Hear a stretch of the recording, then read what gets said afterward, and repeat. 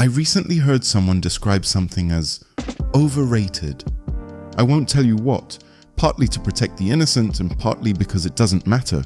What struck me was not the opinion, it was the satisfaction with which it was delivered.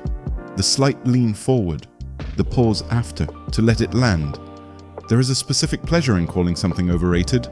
It is the only critical position that makes you feel clever before you've said anything. You already know this. That's why we're here.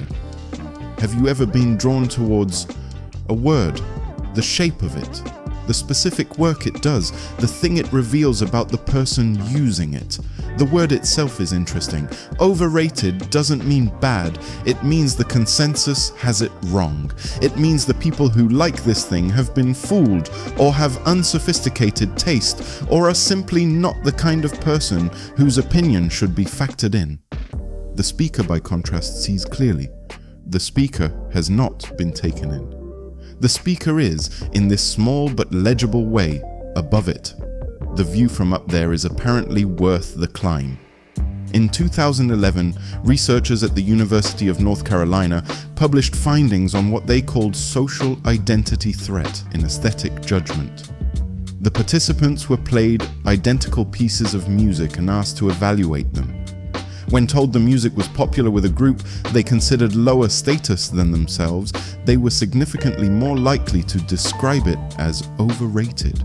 When told the same music was popular with a group they aspired to, the word overrated did not appear.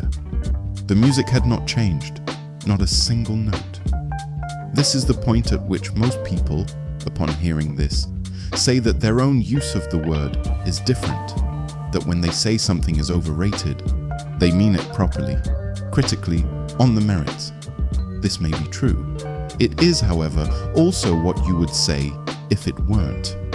What the research was mapping is a mechanism most of us would rather not examine too closely. Taste is not purely aesthetic. It never has been. It is also a membership system, a set of signals about who you are, where you belong, and crucially, where you do not. So then, the person who finds everything overrated is not independent of popular taste. They are defined by it.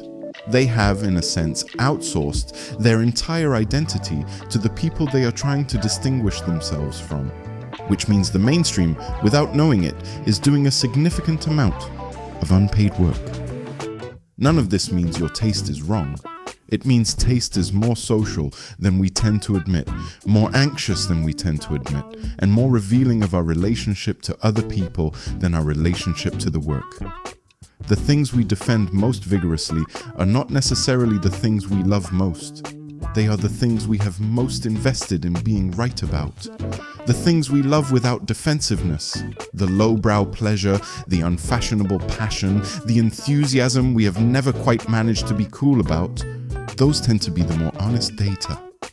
The taste that arrived before you knew it was supposed to embarrass you is usually the taste that is actually yours. It is also, perhaps, very difficult to explain at a party without the other person remembering a reason to refresh their drink. I think about this whenever someone tells me something is overrated. I think about what the word is protecting. And then I think about the thing I have loved most quietly, most privately, most without justification, for the longest time. It has never once occurred to me to call it underrated.